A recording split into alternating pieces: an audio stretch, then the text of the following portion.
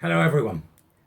As warrior teachers will know, the importance of data and storytelling is vital to dealing with people who refuse to believe the dangerous and psychologically and physically damaging nature of gender, and the danger and psychologically damaging nature of the LGBTQ and other associated cult fraternities. Today I was sent a piece of information, thank you to the individual who sent it, which has been produced by the Our Duty group, run by Keith, and now a global phenomenon, who have been absolutely robust in their challenging of the idea of the falsehoods of both gender identity, gender dysphoria, and anything related to this horrendous medical scandal that has led us down a path of such horror. It is not that I read you this with any joy. It's no joy here at all, because it is a devastating piece of information that, when coupled with Cass, the WPATH leaks, and everything else that you and I and the warrior teachers know, paints a picture far worse than we envisaged. The piece is in relation to a recent study in Germany, a Germany study, and it's called Desistance is Common, and this is a piece from Our Duty. There is a surge in gender identity disorder diagnosis amongst German youth. High desistance rates highlighted a groundbreaking German study looks at longitudinal data over 5 years, which point to desistance rates from gender identity disorder above 50%. Above 50%.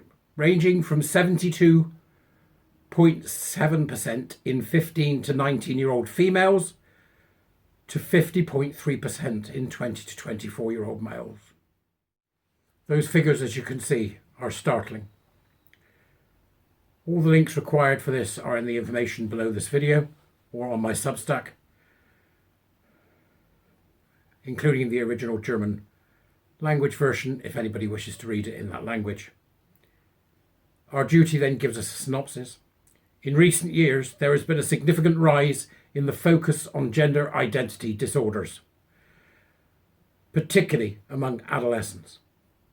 Despite this increased attention, quantitative data from Germany has been limited. This study aims to address this gap by analysing trends in the frequency of diagnosed gender identity disorders, the stability of those diagnoses over time, and associated psychiatric comorbidities. The study evaluated nationwide billing data from the associations of statutory health insurance physicians in Germany, focusing on insured individuals aged 5 to 24 years from 2013 to 2022. The Central Institute for Statutory Health Insurance in Germany assessed the prevalence of the ICD-10, which is, I believe, the diagnosis manual. The ICD-10 diagnosis F64, important as we go through here to remember, F64, gender identity disorder, F64, and stratified it by age and gender. Additionally, mental and behavioural disorders related to sexual development and orientation, which is F66. So two criteria here, F64, gender identity disorder, and F66, related to sexual development and orientation, and they were considered in a sensitivity analysis. For individuals with a confirmed F64, gender identity disorder, diagnosis in 2022, the study examined common psychiatric comorbidities and assessed the persistence of these diagnoses from 2017 to 2022 in a longitudinal cohort. And the results were as follows. From 2013 to 2022, the prevalence of confirmed F64 diagnosis increased significantly. This is the gender identity disorder, F64, from 22.5 per 100,000 insured persons to 175.7 per 100,000. and from 15.2 per 100,000 to 132.6 per 1,000. It's just extraordinary The prevalence of an F64 diagnosis, transsexualism, remained relatively constant, ranging from 70% to 78%. Conversely, the prevalence of F66 diagnosis, problems with orientation, sexual development, decreased. These swine.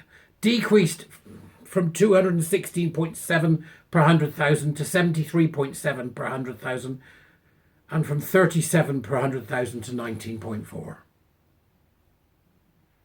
They've been sterilising and medicating gay and lesbian children and young people.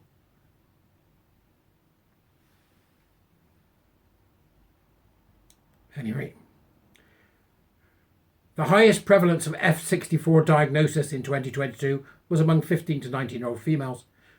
To me, that is women who are running away from their sexuality to a very great degree, or that had comorbidities.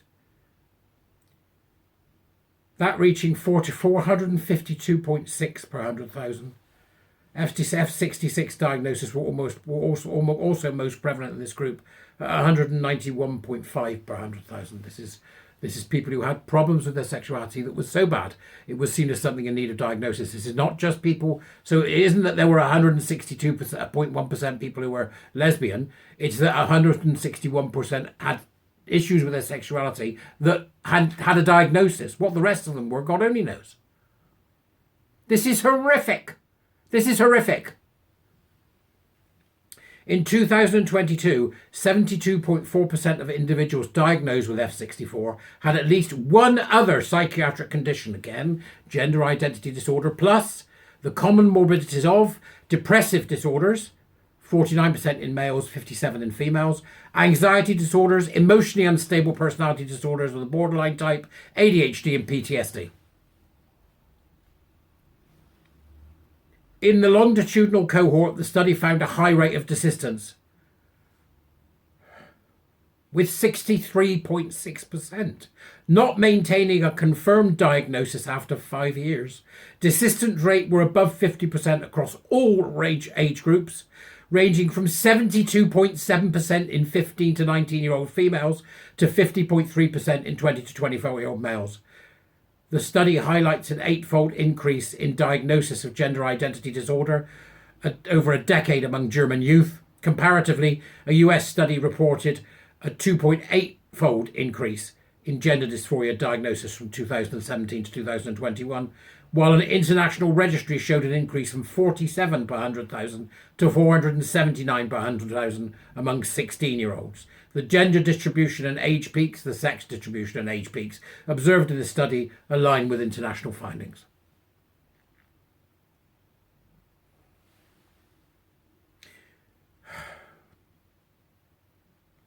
The decline in F66 diagnosis, this is people who were gay or lesbian who had a serious enough problem for it to require a diagnosis, reflects a shift towards diagnosing F64 instead. There you go, there it is. There it is. There it is. The rest's downstairs. Go and have a look.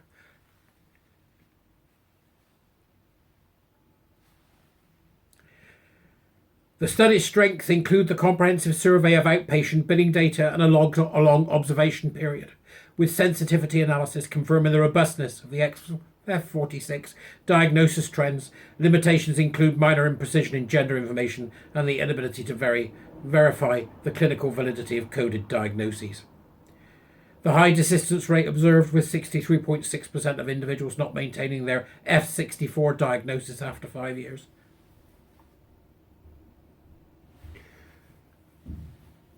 63.6, it's only 1%, they said. It's only 1%, it's 63.6%. With such high rates of desistance, the case against the medicalisation of gender incognizance just became even stronger than was made out in the Cass Review. In your schools today, where your children are, they are teaching them this. In your schools, in the libraries around the country, they are teaching them this. In your workplaces, where young people begin work, they are teaching them this. They are teaching them this, that there is such a thing as gender identity, and there is such a thing as gender dysphoria, when we know And this confirms it is a social contagion. It is a cult.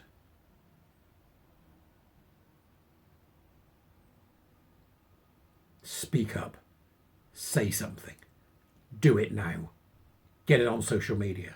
Share the hell out of this. They have been hurting kids with PTSD, kids who are ADHD, kids who are having a problem with their sexuality. And they've been actively medicalising and sterilising gay and lesbian young people. That's what they've been doing. And this pretty much nails the lid on that coffin. Speak up. Do it now. They'll be celebrating gender identity at Pride around the country. They'll be celebrating the sterilisation and mutilation of lesbians and homosexual men. Sterilising gays and lesbians will be celebrated at Pride events around the country. Say something. Say it now.